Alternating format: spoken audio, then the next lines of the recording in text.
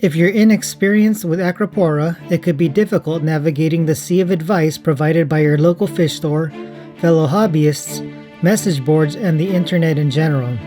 This is not only clouded by the constant bombardment of crafty and sometimes stealthy social media marketing campaigns, but also by bad information easily disseminated by the same tool that brings good information. What I see happening with inexperienced reefers is that, since they are unsure of the fundamentals required to keep Acropora, they often start and/or deviate far from what has worked for many years, resulting in frustration and confusion. This is in contrast to an experienced reefer who has a strong grasp of the minimum basics, and while they may experiment here and there, the seasoned Acroporist doesn't drift far from the fundamental line without good reason. These same experienced reefers often recommend to keep it simple, and 2 videos ago, I made the argument that it matters little what people dose because the basic principles of Acropora keeping, things that we've been doing for about 2 decades, if you do them well, is all that you need to have a nice tank. Not surprisingly, some have asked for a video spelling out those exact fundamentals. While it would be easy to list my own beliefs of what Acropora need, I decided that it would be more valuable to explain the fundamentals with the assistance of other beautiful Acropora-dominated tanks from different times. Since it not only serves as a powerful illustrator, but it also gets to the core of what's important without being overshadowed by short-lived fads, showy pictures taken under obscure light settings and filters, influenced influencers, sneaky product advertisement, and perhaps most of all, to put my own personal biases to the test. Let's take a look at the fundamentals of Acropora care. Fundamental is defined as forming a necessary base or core. When something is fundamental, it is of central importance. So by definition, for any and all successful Acropora-dominated tanks, there should be identifiable shared common core principles, even in Acropora-dominated tanks from over 17 years ago, which brings us to our first tank. It's the turn of the century, and the reefing hobby has really taken off due to the dissemination of information made possible by the internet. As a result of this information explosion, Acropora-dominated tanks were becoming more common. At the core of this knowledge circulation was a website called reefcentral.com, and in 2003, a reefer named Keith Berkelhamer won Reef Central's prestigious Tank of the Month award. You may know him as Reef Bum. Let's take a look at his Tank of the Month article to see what he did 17 years ago to achieve awesome results. The tank is a standard 120 gallon measuring 4 feet by 2 feet by 2 feet. He is running a whopping 1200 watts of metal halides over this tank. And that's not all, he is supplementing that with 192 watts of power compact light. While this is an excessive amount of light, 2 things you can say here are that there was great light coverage, and he is using a proven lighting and metal halides. There's 250 pounds of live rock, so there's robust biological filtration. But with all that rock comes at the cost of inhibiting proper flow, and his 2200 gallons per hour equates to only 18 times tank turnover per hour. A calcium reactor and lime water dosing is used for consistent calcium and alkalinity replenishment. There is a protein skimmer and filter sponges for nutrient export, a temperature controller for the heater and chiller, RO unit, and he uses tropic marine salt. His regular maintenance routine consists of changing water, cleaning the skimmer neck, and replacing the filter sock weekly. Bi-weekly, he cleans out the skimmer collection cup and tests his parameters. As far as nutrient import, he feeds the fish a normal amount of food, and he explicitly says that no additional supplements are added to the tank. While the natural appearance of Keith's tank contrasts to the artificial fluorescing tanks that we see today, if the power compact supplemental lighting was swapped with blue LED strips, some Acropora were replaced with today's so-called high-end stuff. And if these photos were taken with today's cameras, software, and filters, this tank would easily win Tank of the Month today. Keith's tank well demonstrates the importance of light coverage and using a proper spectrum. The topic of proper spectrum was never really an issue until LEDs came out because nobody ever questioned the ability of metal halide or T5 to grow Acropora. While I'm not saying that you can't grow Acropora with an all LED setup, just know that adding T5s or metal halide will make your life much easier. People say that there's a learning curve with LEDs in regard to growing Acropora, and I have to agree. But I'm not bashing LEDs because I know people have great results with them. They are great for showing off color, and they can undeniably put out strong light. These days, however, it seems there's too much emphasis on PAR with not enough emphasis on coverage and proper spectrum, which are more important. And when I see great pure LED Acropora dominated tanks, they usually have great coverage, meaning that they have exceeded the manufacturer's recommendation of modules per given area. So my advice, if you're going to go all LEDs, is to make sure you have good coverage. Proper spectrum is difficult to define, but based solely on my experience, corals do better when part of their photo period is under yellowish light. For example, there was noticeable improvement in coral health when adding a 6500 Kelvin bulb to my T5 lineup. In my limited experience with LEDs, I've had better results when the white LEDs were warm whites, and little success when there were only cool white LEDs in the fixture. Since LED makers choose their own color combinations, and for many of them each color channel is adjustable, it's difficult to provide all-encompassing spectral advice when it comes to pure LED setups.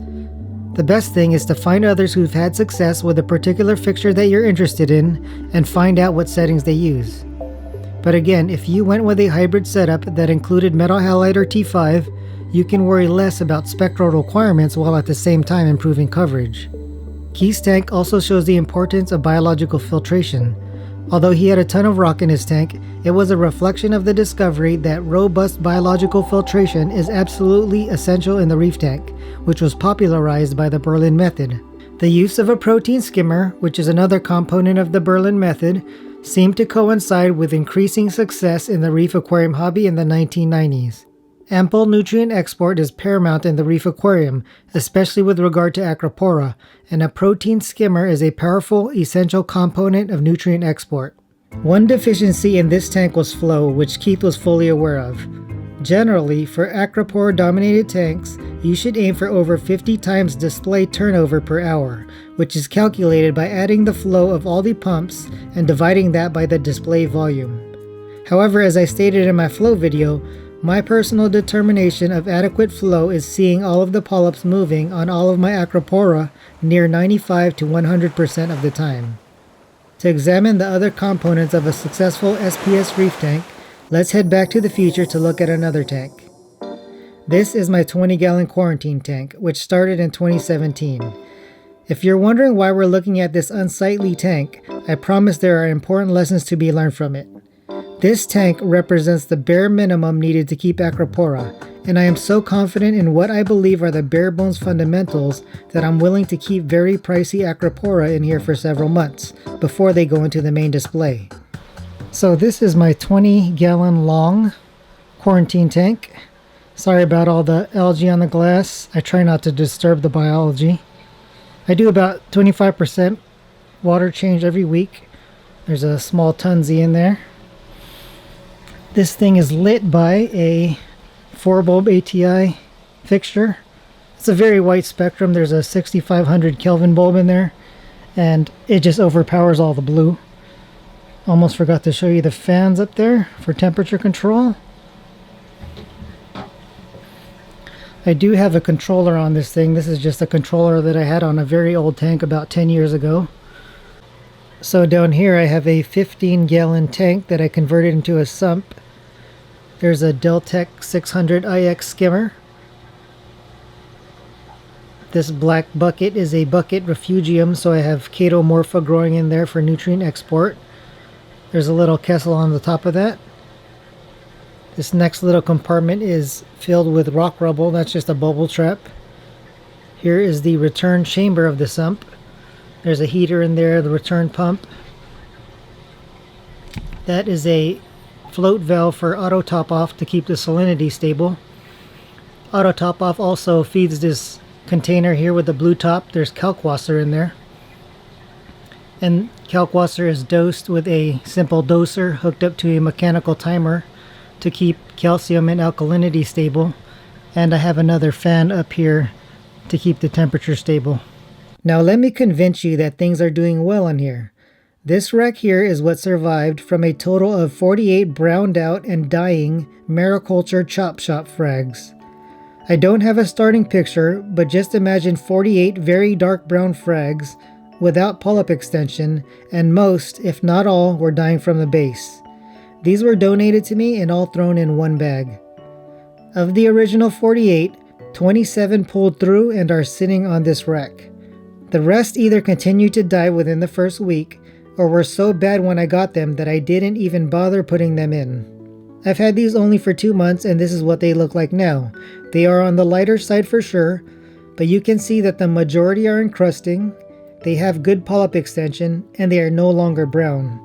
In this short period of time, you can see some new growth here, and here, and a couple of these are showing some potential. Pink corallites are developing here and here. These Acropora tenuis look interesting, and I'm looking forward to this one because it doesn't resemble anything I currently have. While these corals don't have show tank color, it's important to realize that this tank is capable of nursing dying Acropora to satisfactory health. Perhaps the most valuable lessons we can learn from this tank are realized when we compare it to my 120-gallon display.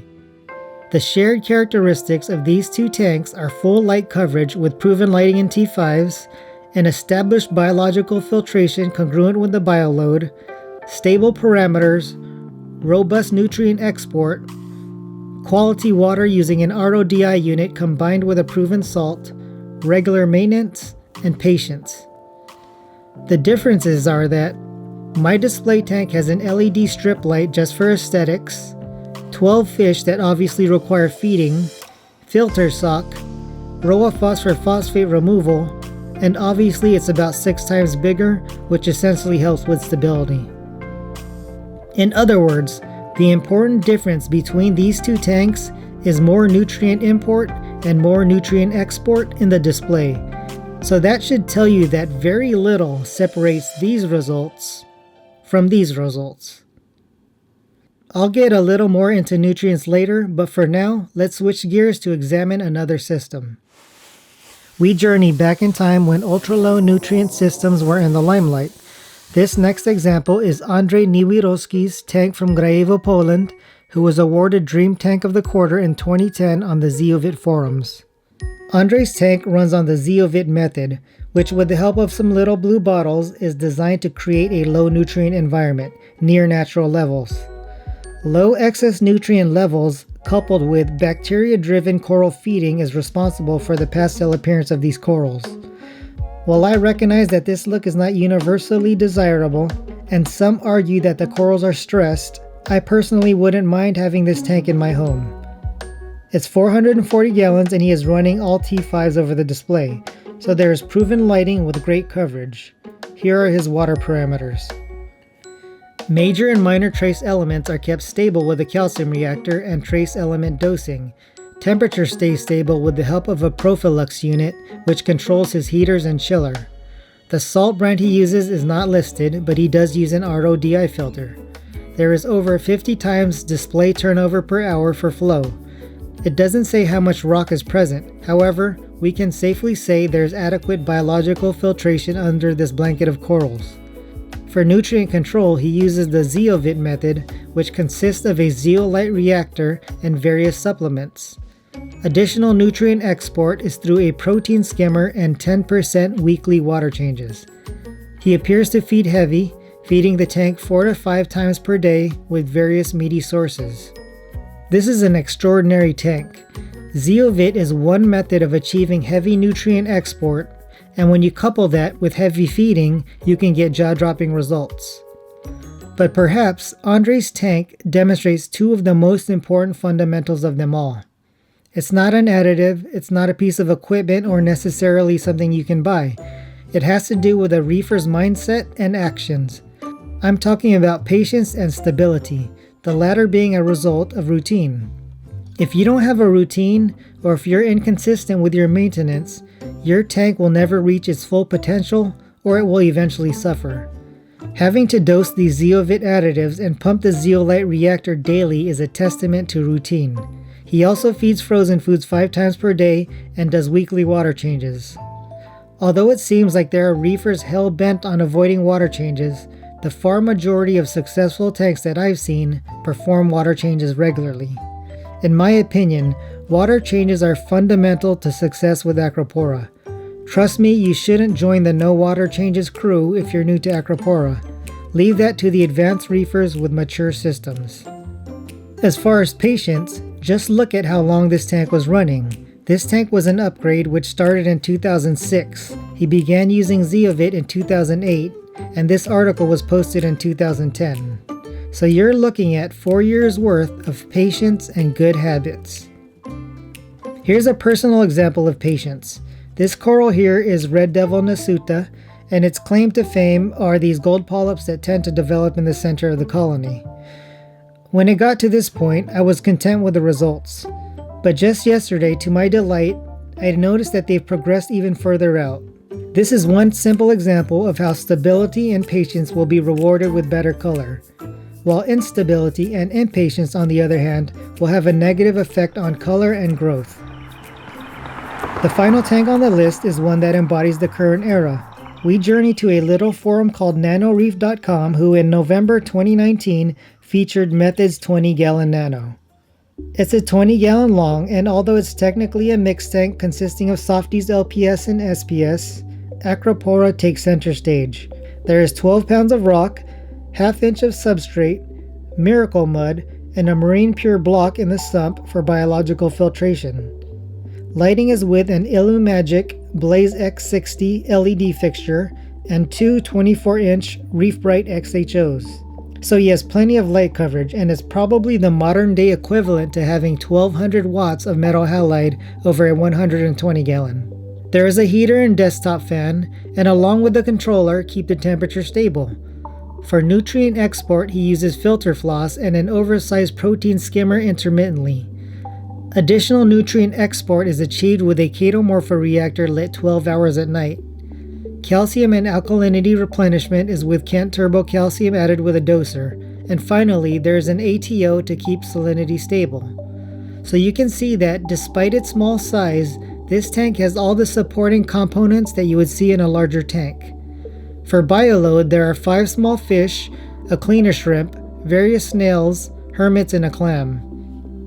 He spot feeds his corals at night, and after the nights in which he feeds heavier, he performs a half-gallon water change the following morning, which is about twice per week. Though it only took 2 years to achieve this, one important lesson to be learned from this article is the fundamental concept of taking things slowly. This is what Method said about fine-tuning his nutrients to get desirable colors and growth. Make changes to your tank one at a time. If multiple things are changed at once and corals go unhappy, then it will be harder to pinpoint which change caused it. Through this wisdom, Method very slowly tweaked his nutrient import and export to eventually achieve outstanding growth and color in such a small tank in a relatively short 2 years, which highlights the importance of routine and is a testament to his experience in the hobby. As said before, the topic of nutrients in Acropora-dominated tanks is complicated, and in my opinion, it actually occupies 2 spots on this pyramid. Zeovit and the nutrient adjustments that you've seen in Andre's and Method's tank are more fine-tuning measures and are not necessary for keeping healthy Acropora. Rather, they are more for achieving extraordinary results, and as you've seen, require a strict routine. Keith's tank from 2003 is a good example of how you can have a nice tank without getting too intricate with nutrient import and export. My tank is similar to Keith's in that my nutrient import and export isn't all that complicated. While it's out of the scope of this video to discuss fine-tuning of nutrients, the part of nutrients that is fundamental to Acropora care is robust nutrient export. A protein skimmer is paramount. However, it's often not enough for Acropora-dominated tanks. Where to keep your measured nutrient levels is a difficult question to answer because there is so much variability between successful reefers nowadays. However, in keeping with the theme of this video, I tallied the nutrient levels of all the Acropora-dominated tanks on the Reef Central Tank of the Month list from 2001 to 2015. There was a total of 87 nice Acropora-dominated tanks. For nitrates, 17 didn't report their values. Of the remaining 70, 60 of them reported undetectable, 0, or below 1 ppm nitrates. For phosphate, 13 didn't report their values. Of the remaining 74, 61 of them reported below 0.03 ppm phosphates, and 6 reported below 0.05 phosphates. So you can see that the majority kept pretty low nutrient levels. It's also noteworthy that all 87 had protein skimmers, and 93% of the 87 had some other form of nutrient export other than a skimmer, things like phosphate removers, refugium, or carbon dosing. It's important to note that this list stops at 2015, which means that it doesn't include representative tanks from the current era. But that also means that we have been keeping pretty low measured nutrient levels for 15 years and have had outstanding results. These days, although it seems there's no right answer when it comes to measured nutrient levels, I can say that in tanks with a normal fish bioload, robust nutrient export is fundamental to Acropora keeping. And since Acropora can do well in low nutrient environments, coral nutrition is more complicated than some test result. A quick word on source water quality. As I said earlier, in my opinion, water changes are fundamental to having a healthy reef tank. I notice better color and growth the more water changes that I do. Of course, water changes mean nothing if you're using a bad salt or bad source water. I recommend to use a salt that has been around for a while and has proven results. As far as source water, make your own water using an RODI filter with at least 6 stages. Redundancy is important in the carbon block and DI stages because it increases the chance of removing impurities. If you're willing to spend hundreds of dollars on half-inch coral frags, you can afford a relatively inexpensive 6-stage RODI system. Water is the lifeblood of your tank. Don't skimp on it and don't trust anyone else to it. A quick word on quarantine. Because dips are not 100% reliable, you technically should have a quarantine tank. Since it's not a priority for many sellers to provide parasite-free corals, the responsibility of parasite prevention falls squarely on you. If you do get Acropora eating flatworms, it matters little what you do up here. Your tank will likely eventually succumb to the infestation. I do have an article on coral quarantine on the website if you're interested in learning more. As we have seen, the basics of Acropora care are unchanged since the turn of the century. These deep-rooted practices can not only yield great results on their own, but they are the foundation to which experienced reefers achieve spectacular results.